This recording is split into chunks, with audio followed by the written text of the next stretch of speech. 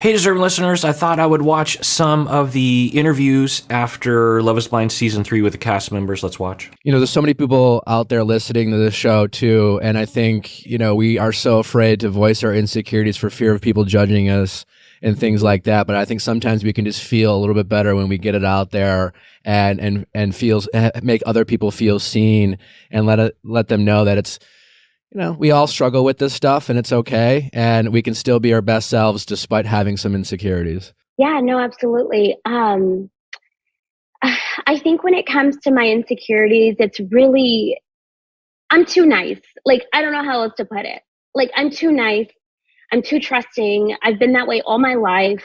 Okay, that's interesting. So Nick Vile on his podcast is interviewing Nancy and asking her about her insecurities. And she's saying that she is too nice. She doesn't draw boundaries with people. I don't know about Nancy, but I've heard that from other people, obviously, because it's a common issue for people. And I think that there's a temptation to think about it simply. I will hear people say things like, well, I'm just going to draw more boundaries with people in the future. And okay, case-by-case basis, of course, it really depends. But often, I think it's much more complex than that. One, without knowing why you will allow yourself to be harmed by other people, then you don't necessarily have a way to stop that from happening. Just saying, you know what, from now on, I'm just going to be healthy.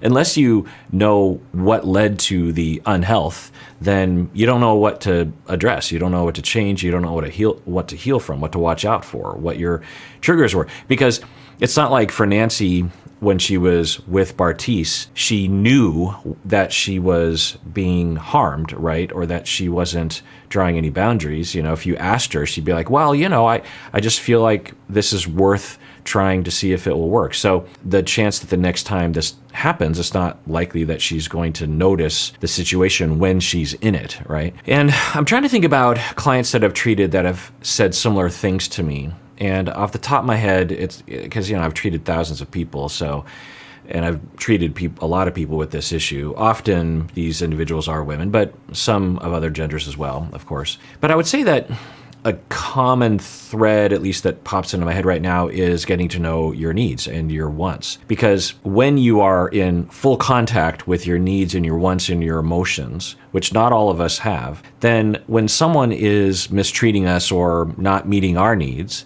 then we notice it and then we act on it. If we don't notice it, then we don't know what to act on. We don't know when we're being mistreated. We're being mistreated and we're having feelings. We're being harmed. We're being neglected or insulted or something, maybe even abused. And we're being hurt, we're being scared, but we're not really in connection with it because of the way we were raised growing up. And we might not even know who we are, what we're feeling. We're having feelings, but without being in connection with that, you won't know where to go. It's sort of like you're in a new town and you don't have Google Maps or Waze or something, and you're trying to find your friend's house and you don't have the address. So you're just sitting there in a car in an intersection just going like, well, I guess I'll go this way. There's a chance that you'll run into your friend, but it's not likely, right?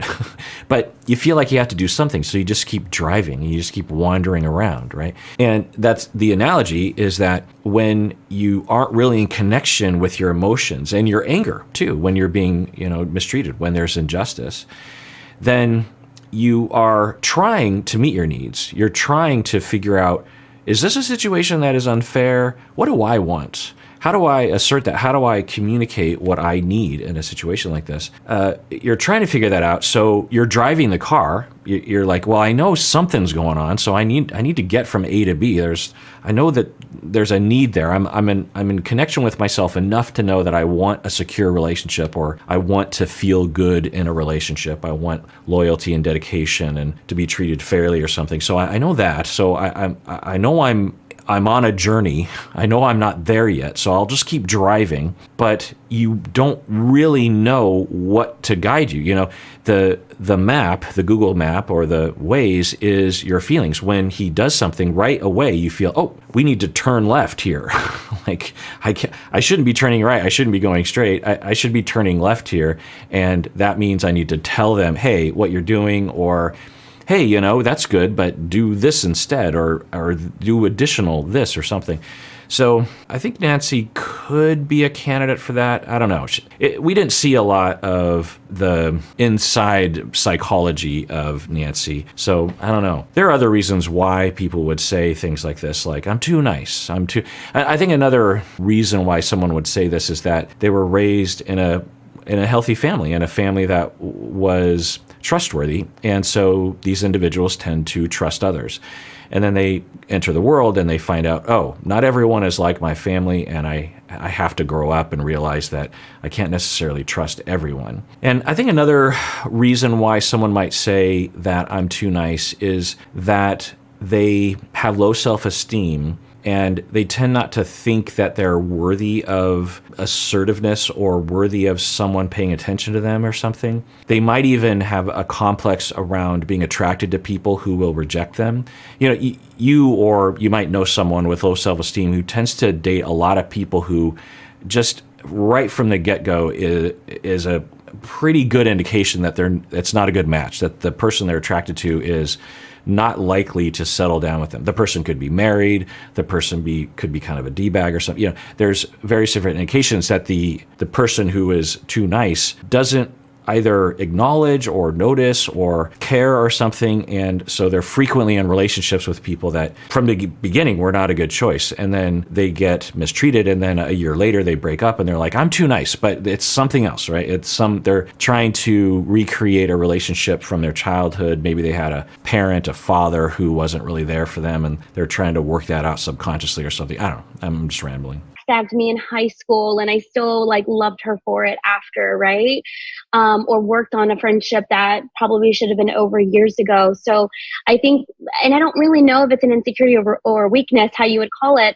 My therapist, so I've been in therapy really since the show, just to really figure out where did I go wrong? What could I have done different? Talking through what my actions were. And I think at the end of the day, there's nothing that I want to change about myself. She says she's in therapy and exploring this. And so I perked up and said, oh, great.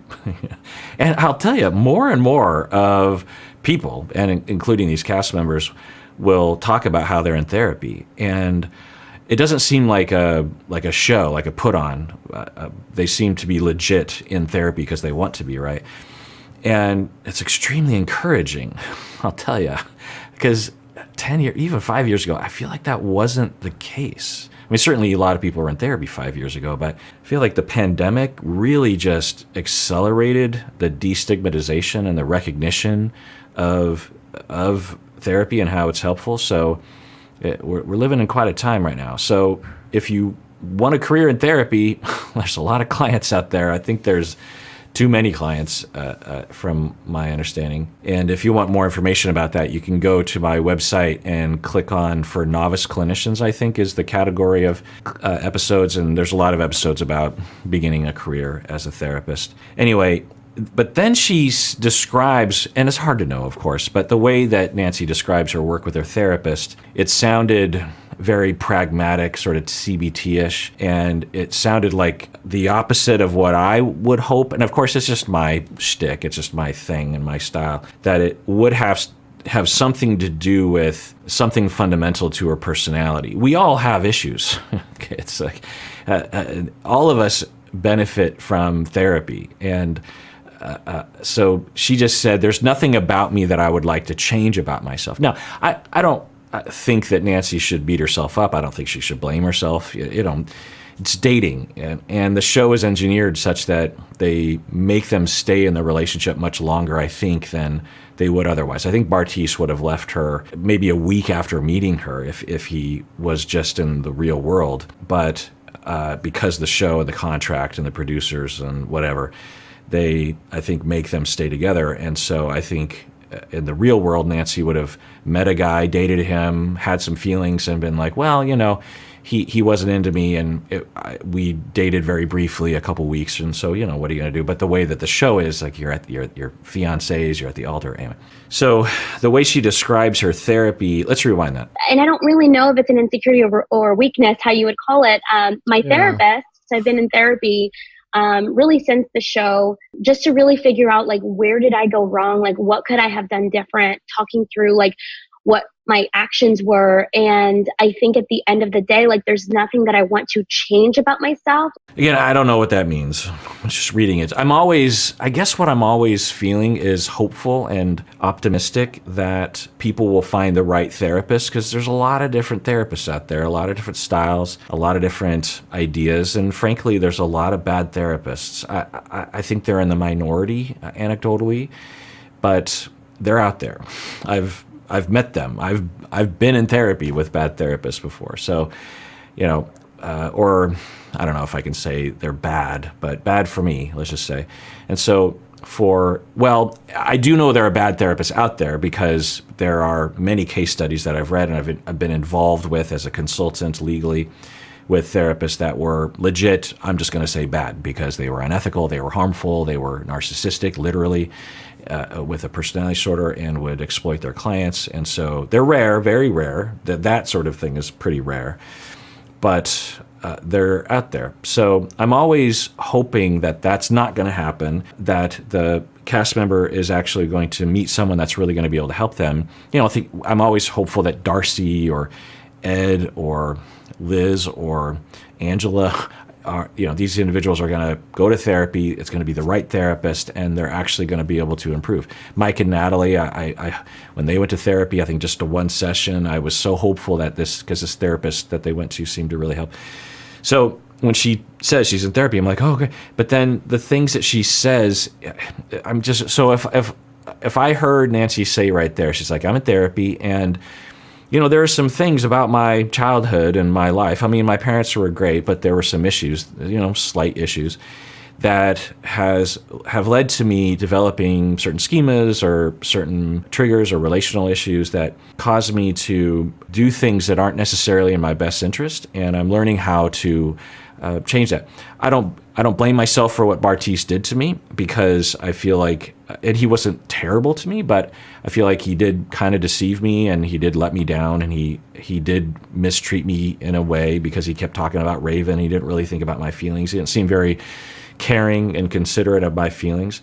But it wasn't, abusive or anything. But so I'm not blaming myself for his behavior, but I've been in a lot of relationships. Bartise was just one of them. And I was on the show because I was having some issues with relationships. And, I'm not beating myself up about it, but I am exploring some things. And it is interesting to explore who I am, my triggers, my assumptions, my schemas, my behavior. And, I'm working on it. If I heard Nancy say something like that, I'd be like, oh, that sounds great. Now, I don't know if we'll ever hear someone on the show. Maybe Cole, actually. I've seen some clips of Cole, not that far, but anyway. So, but we hear some, let's rewind this. I don't know if I'm just reading into it. And I don't really know if it's an insecurity or weakness, how you would call it. My therapist, so I've been in therapy really since the show, just to really figure out like where did I go wrong? Like what could I have done different? Talking through like what my actions were. And I think at the end of the day, like there's nothing that I want to change about myself. I'm completely reading into it, but that the way she says it's like, I'm trying to figure out where I went wrong, what I could have done differently. And at the end of the day, I figured out that there wasn't anything I could have done differently. Yeah, I don't think there's anything that she could have done differently. She fell in love, and he did too, in the pods. They meet, and pretty quickly there's some issues there of like, oh, I don't know if we're really that compatible, but I still have all those feelings. They both did. Maybe her more than him, but he still did. And Bartise talked about how, I don't know if I showed the clips in those previous episodes, but he talked about how Nancy was also talking about how Bartise wasn't necessarily the person that she would actually date in real life, but they didn't include that in the edit. Who knows if that's true? But anyway, so did she do anything wrong? Could she have done anything differently? No. People often will blame themselves, or people will blame, Nancy, you should have held your ground. When we fall in love, it's actually a good idea to try to see if it'll work, unless you're being abused. But you don't want to, when you fall in love and you finally find someone that you might be able to spend the rest of your life with, or whatever sort of relationship you want to have with them, if at the first sign of something going wrong, you just jump ship, like, you'll never be in a relationship. You should actually give it a try and wait and see, right? The typical person, adult, unless they're in an abusive relationship, when they start to consider breaking up, it usually takes them a long time and usually that there's a period of time, months, maybe years, where it's basically over, but they aren't really ready, or they don't really know for sure. It takes a while, So yeah, did she do anything wrong? No, she fell in love and she gave it a try. She gave it, I think they're out of the pods for 6 weeks or something. It's not that long. And she wanted to see if it would work. She wanted to see if there was some way that they could make it work. And so there's not anything she did wrong, but I would hope that, particularly given that she identifies that she's too nice, that, that would be something worth exploring in therapy. Maybe she is. Like, there's nothing that I am insecure about that I'm like, oh, I've got to get that better. But I think where I could work on, and what I'm trying to do, is really build those boundaries and recognizing who deserves to have my energy.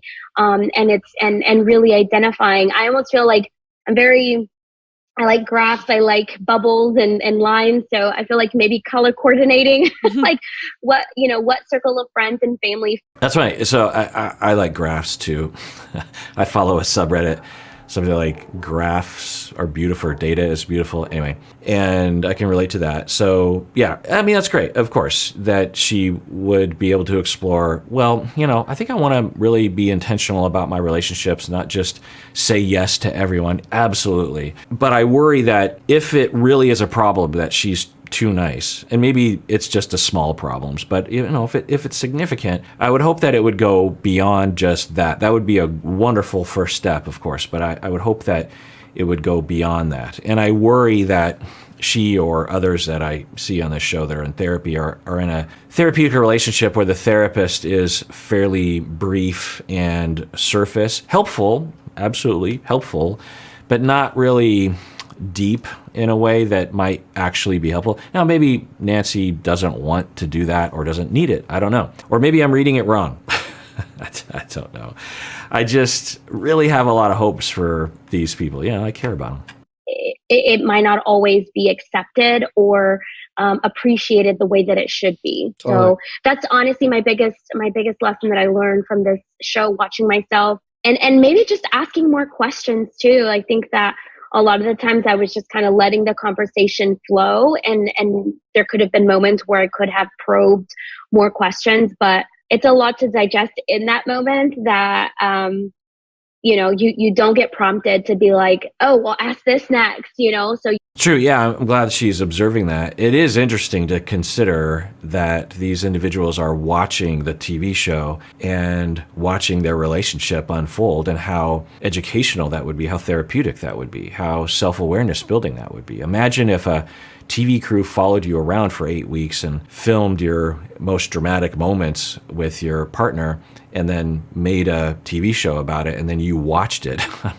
and then millions of people are commenting online about it. Like, it would be pretty educational. And so it sounds like, well, what pops into my mind is when Bartise is telling her that, I think that first night, about how he would go for Raven and not her and all that stuff. And when I was watching that scene, I was like, oh God.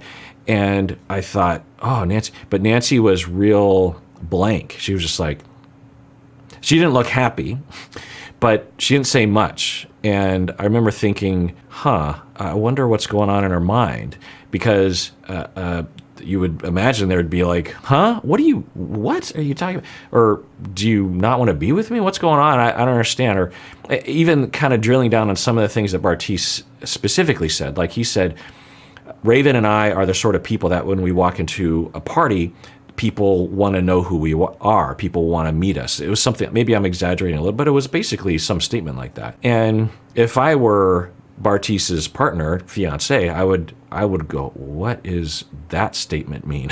Like, it's fine to recognize that you're attractive, I suppose, if you are, but are you thinking you're better than others? Or do you think that people don't want to know me when I walk into a room? Do you think that that's the end all be all to life? Is that the purpose of life, is to turn heads when you walk into a party? Is that what your is that how you choose partners, like people that turn heads? Lots of questions, and she didn't ask those questions. So I'm wondering if this is what she's referring to. She's watching the show and she's like, why didn't I say something in that moment? All right, well, that does it for that episode. Everyone out there, please take care of yourself because you deserve it. You really, really do.